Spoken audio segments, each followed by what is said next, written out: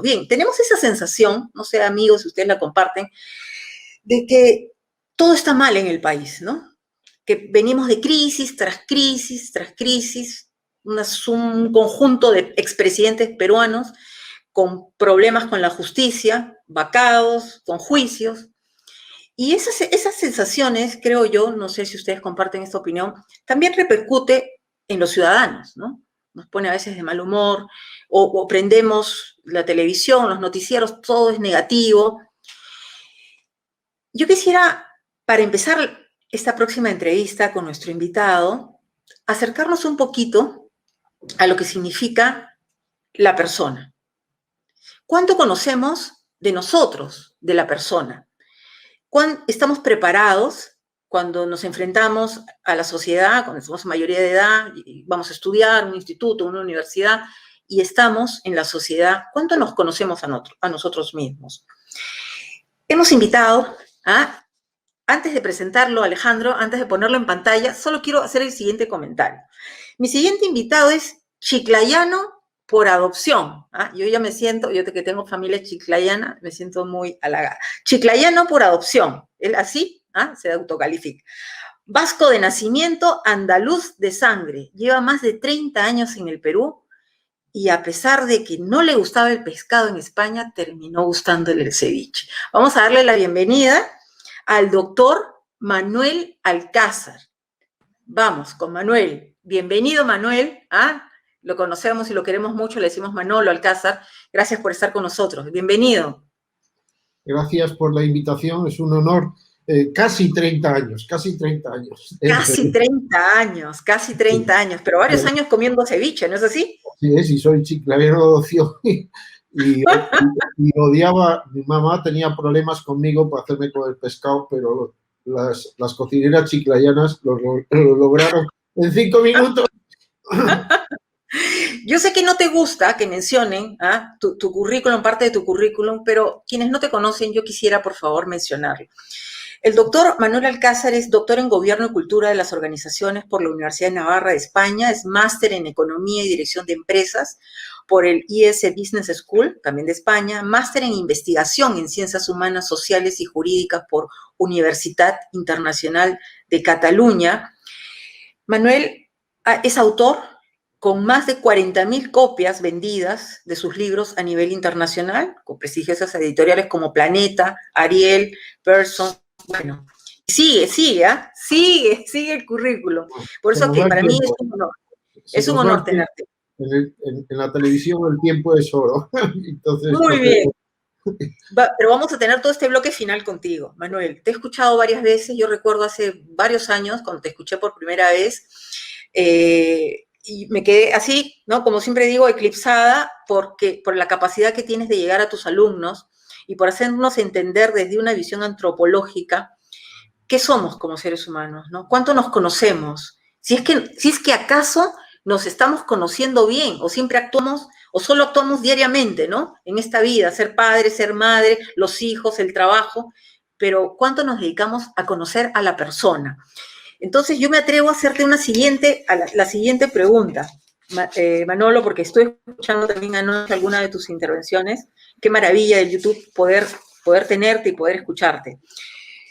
Para hacer una relación, Manolo, entre persona, valores y sociedad, ¿qué nos podrías decir? ¿Cómo podríamos hacer un acercamiento a la persona? ¿Cómo podríamos llegar nosotros a conocernos? ¿Qué preguntas deberíamos formularnos? Bueno, en primer lugar agradezco de nuevo tu invitación. Es un honor para mí compartir en este espacio. Es un desafío porque el tema que has planteado, pues, no. Ahora lo estoy difundiendo en mis redes y decía, bueno, a ver si soy capaz de aportar algo que valga la pena porque no estoy muy seguro. No estoy muy seguro. Bien, como tú mencionas, yo soy un tipo un poco atípico porque soy filósofo por un lado, pero me dedico a la dirección de organizaciones y me gano la vida discutiendo todo el día con directivos en problemas de organización, de dirección, de management, ¿no? Y el tema que planteas, pues, se puede ver desde muchas perspectivas. Se puede ver desde la filosofía, se puede ver desde la teoría de la organización, o del liderazgo, porque es también un problema de liderazgo, y se puede ver desde otras disciplinas también, desde la psicología o la psiquiatría, también se puede ver desde la teología. Entonces, los fenómenos complejos es bueno no reducirlos solo a un aspecto, y es bueno verlos con una pluralidad de perspectivas. Dependiendo del planteamiento te cambia mucho la cosa.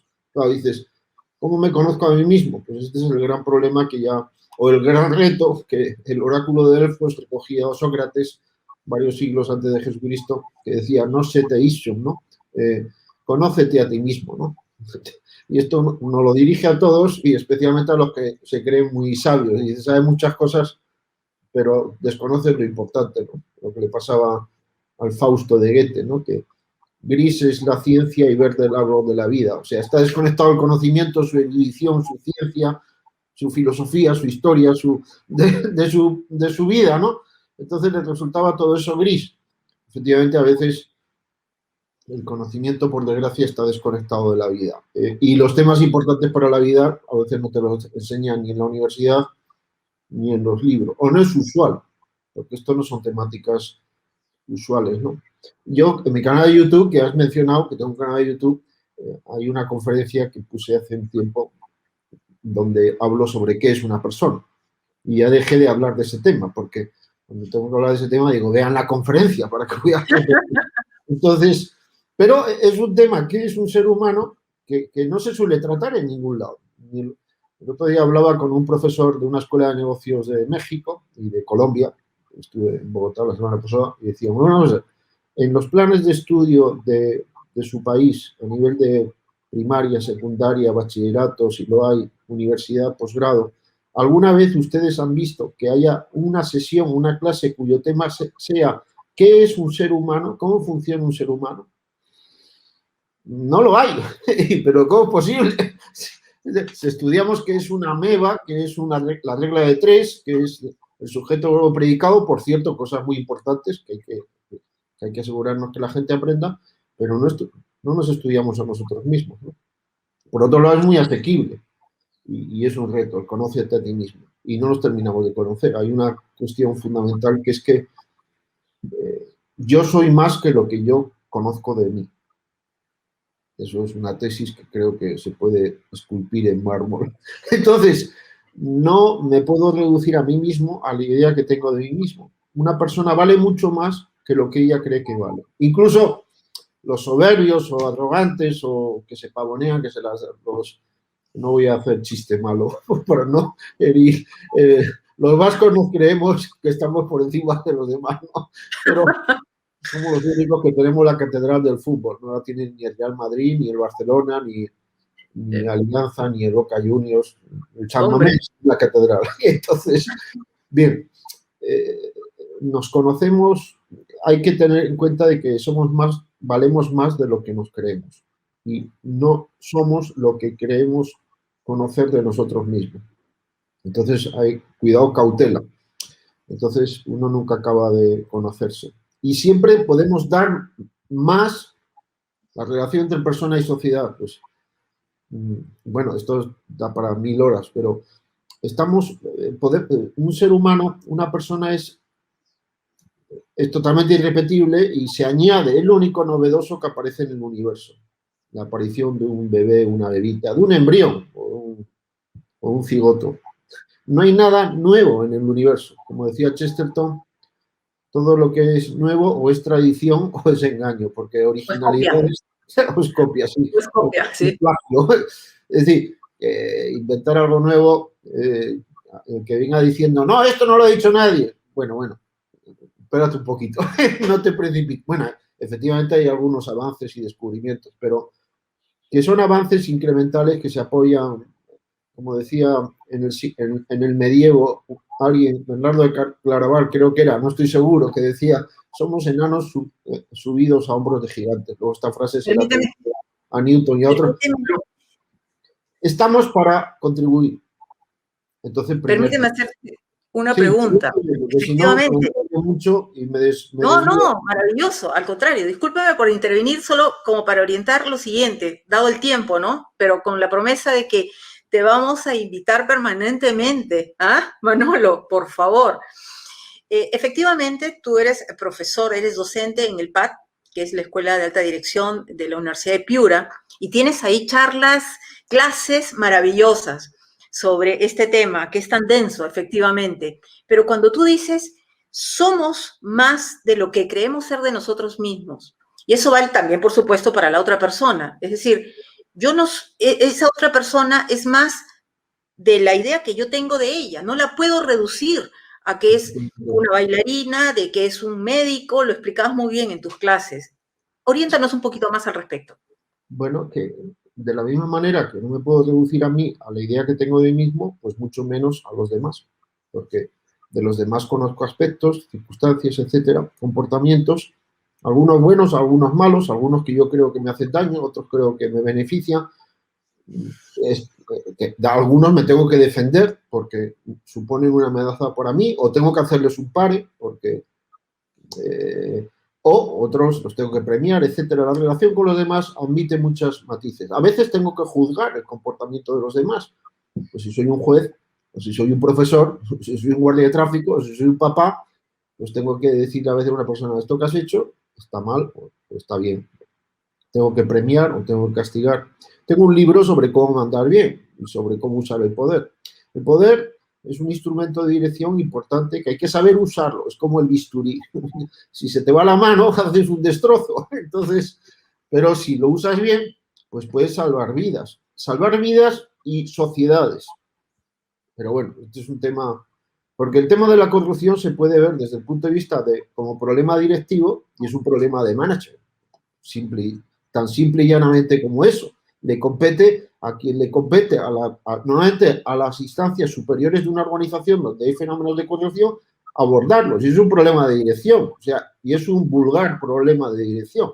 O sea, tampoco es mecánica cuántica ni hacer un trasplante de hígado.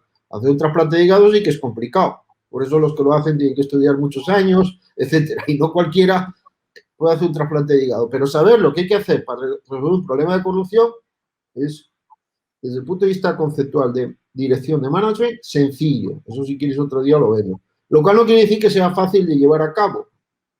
¿Por qué? Porque puede dar miedo, porque puede haber gente poderosa que se opone, etcétera.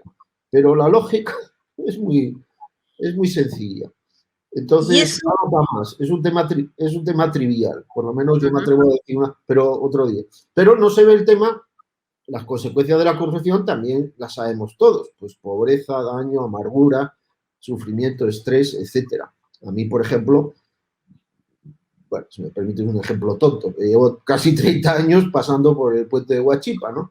Y me pregunto, ¿no habrá pasado por aquí algún presidente, algún ministro, un alcalde. alguien durante estos casi 30 años que llevo, soy 28 creo, casi, que llevo pasando por el puente de Huachipa, que no haya dicho, oye, por mis muertos, aunque sea lo último que haga yo en mi vida, esto yo lo soluciono, vamos a hacer un túnel, una autovía con 8 carriles, un tren, un puente aéreo, pero no puede ser que haya un cuello de botella de ese calibre con toda la sierra y selva central del Perú, tenga todo que pasar por ahí y estén los mismos baches durante 15, 20 años. O sea, y luego se gasten, yo no sé las cifras, pero ¿cuánto ha sido? $80.000 millones el rollo de Odebrecht.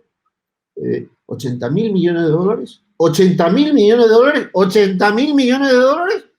Pero si me dijera, oye, es que se han tirado un porcentaje de esa plata, pero han hecho 20 líneas de metro en Lima, por ejemplo.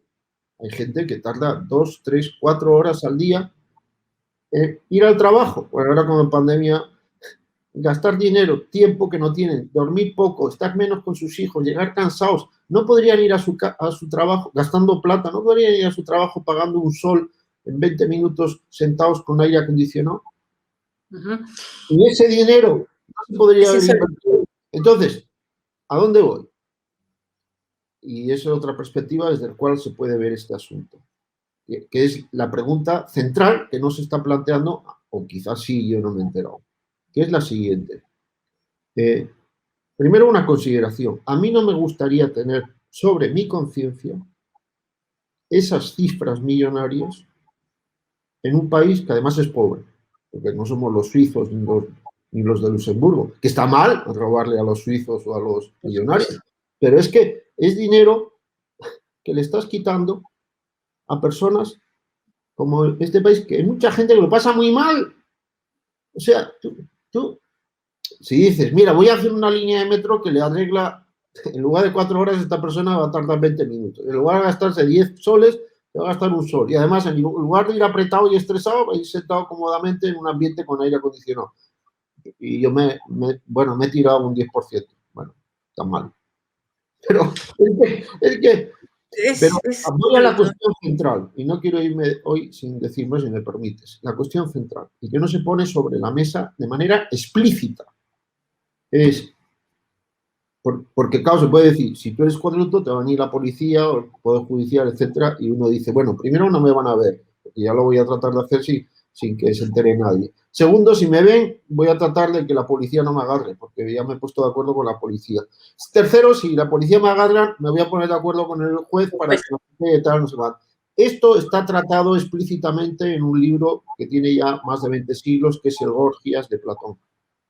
Discute este tema con Sócrates. Entonces, hay uno de los personajes, que no es Gorgias, porque Gorgias es astuto y se queda un poco en segunda fila, ahora no me acuerdo, el discípulo de Gorgias que le dice esto a Sócrates. Bueno, la pregunta, ¿por qué razón yo, pudiéndome tirar, digamos, $1.000.000 o 10 millones de dólares o 50.000 dólares, claro, aquí las cifras, hay quien se corrompe por medio millón y quienes por medio millón no se corrompe? Bien, y hay algunos que no se corrompen ni por 100.000 millones, pero bien. Pero ¿por qué razón, pudiendo yo tirarme una plata haciendo una operación con bastante certeza de que no se va a enterar nadie, de que voy a salir airoso, de que no va a pasar nada conmigo, no lo haría? No lo hago. Esta es la pregunta que hay que responder.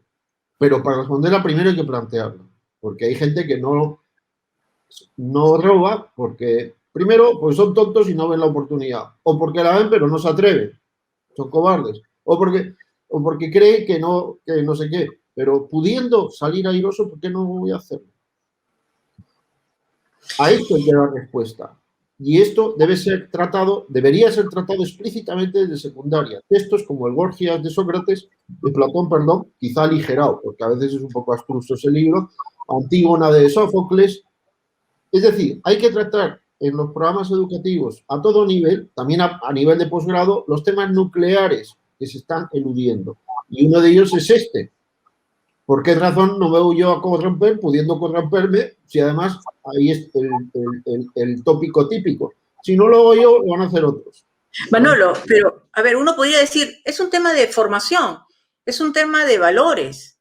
Sin embargo, hemos visto que muchas de las personas involucradas en casos gravísimos de corrupción tienen máster, tienen doctorado, o sea, han tenido la mejor formación académica, pero la formación en valores... No, perdón, no, dudo de eso. Hay dos cosas aquí. Bueno, tengo un caso famoso que es Jeffrey Skilling, Bernie Madoff y no sé cuántos y otros chicos listos de la clase. Es un caso de pocas páginas donde cuentan los grandes estafadores de estos últimos años eran los tipos más brillantes de sus promociones. Era gente que sacaba 20 sobre 20, 20, 20, 20, brillantísimos. ¿Tenían buena educación? No sé si se habían planteado estos temas en sus clases. Me ha puesto algo a que no. Me ha puesto una cena a que no. Si me equivoco, pago la cena. Entonces, no se trata. Tengo otro texto sobre cómo se enseña de Amitai Esioni.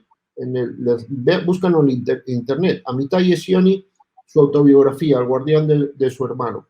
Capítulo, Harvard, una ética peculiar, donde cuenta su experiencia tratando de enseñar ética en la Harvard Business School, las reacciones de los profesores y de los alumnos. Me estoy refiriendo probablemente a la más prestigiosa escuela de negocios del planeta, donde estudian los que luego terminan siendo los presidentes de las compañías más poderosas del planeta. Entonces, lean ese texto y saquen sus propias conclusiones. bueno, Amitai Gesell no sabe tampoco, en mi opinión, responder bien a estas cuestiones que les plantean los alumnos y los profesores. La desconexión de la ética con las finanzas, con el marketing, con el derecho. Entonces, hay ausencias, omisiones clamorosas en los programas de estudio, también en la Universidad de Harvard. Y si me equivoco y me escucha el decano de Harvard, pues que me lo diga. Oiga, usted, lo que está usted diciendo está equivocado. Bueno, pues pediré disculpas. Habrá cambiado. Pero ahí hay una omisión clamorosa. No se suele tratar, bueno, estoy haciendo una exageración o caricatura. Ojalá me equivoque. Ojalá si hay sitios donde se tratan. Pero quiero llamar la atención, estoy exagerando un poco. No se trata. Segundo, efectivamente, como dice un colega mío, Pablo Ferreiro, que creo que conoce, dice que alguien haya pasado por un curso de ética, lo único que garantiza es que pasó por el curso de ética, o sea, que estuvo de cuerpo presente. Pero puede ser que estuvo de mente ausente. Entonces, sacar un 20 en ética no significa ser ético. No te garantiza. Ajá. Entonces, no es un tema solo cognoscitivo, es también un tema motivacional y de libertad. Pero a la hora de influir en el comportamiento de los demás, pues hay diversos modos de tratar el asunto. Cuando el problema es cognoscitivo, se aborda cognitivamente. Cuando el problema es motivacional, hay que abordarlo de otra manera.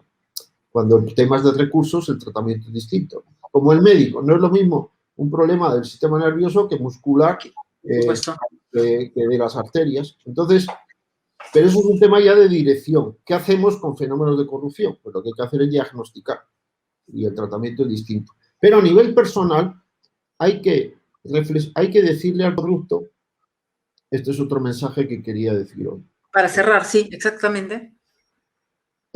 La principal víctima de la corrupción es el corrupto.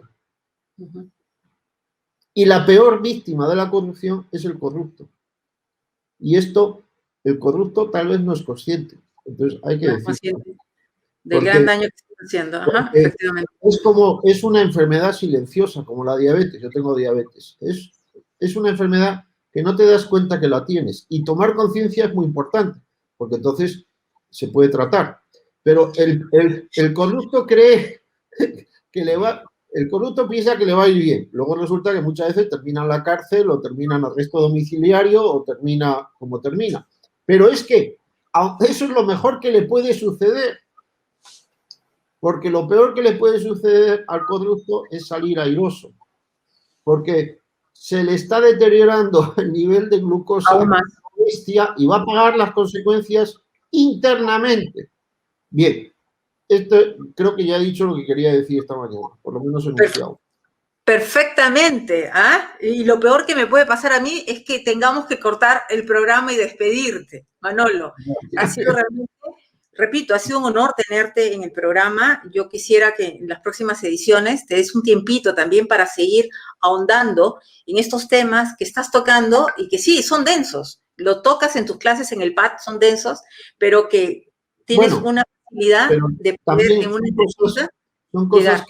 son cosas que las entiende cualquiera, porque no son sofisticadas. Muchísimas gracias. Gracias a ti, Gloria. Manolo, abrazo fuerte. Que estés muy bien. Hasta la vista, como dice Terminator. Hasta la vista. Gracias, Manolo. Ha sido el doctor Manuel Alcázar. Manolo, para los amigos que nos ha acompañado, estamos ya rebasando el tiempo previsto.